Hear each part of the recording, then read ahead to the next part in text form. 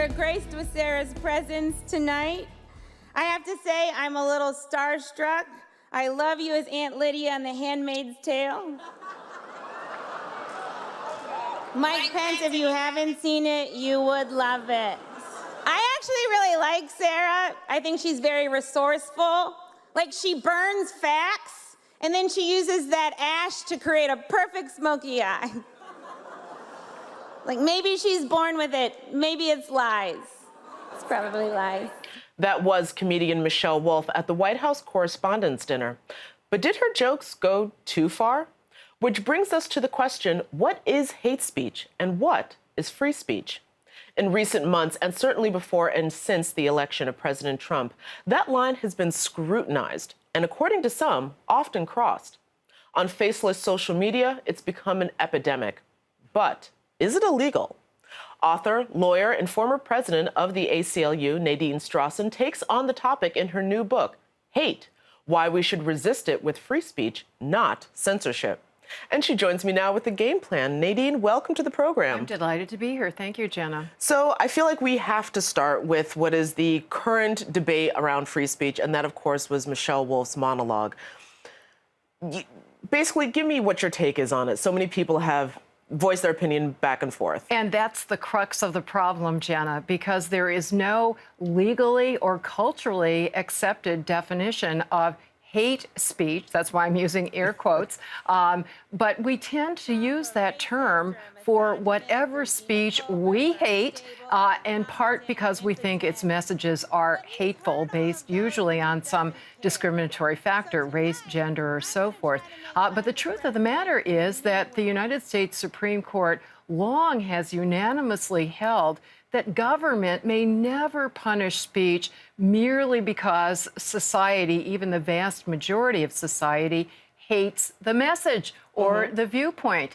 What we have to do if we do feel that way is what's been happening in the Twitter storm, right? We raise our voices to criticize the message. But to allow government to pick and choose which messages are so hateful or hated that they should be punished would really be a license for engaging in rampant censorship of unpopular positions. And it would also be impossible to predict what would be censored, right? Because one person's hated message is somebody else's cherished message. A lot of us think that advocacy by Black Lives Matter is very important advocacy of human rights, criminal justice, and yet Black Lives Matter advocacy has been attacked as hate speech in some quarters. Even the different reactions we have to Michelle Wolf's commentary illustrate. You know, one person says it's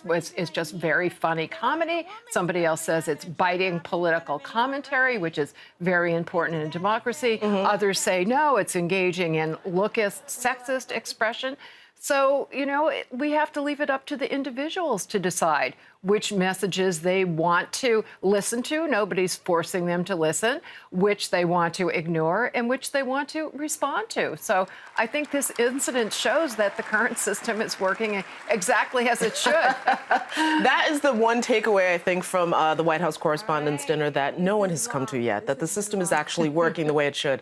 However, I do want to touch on the fact that there's been a lot of talk whenever, especially a comedian says something that people deem to be hateful or going too far, that while you do have the right to say whatever you want, you don't have the right to be free of any consequences. Exactly. Does that also fit? So there is a free speech right to engage in what my book calls, and a lot of lawyers call, counter speech. So it's not government censorship or coercion, but it's people, including government officials and other society leaders and general members of the public, raising our own voices to criticize and rebut and denounce the speech that we dislike, even in very strong terms. That's exactly what should happen in a democracy, robust debate.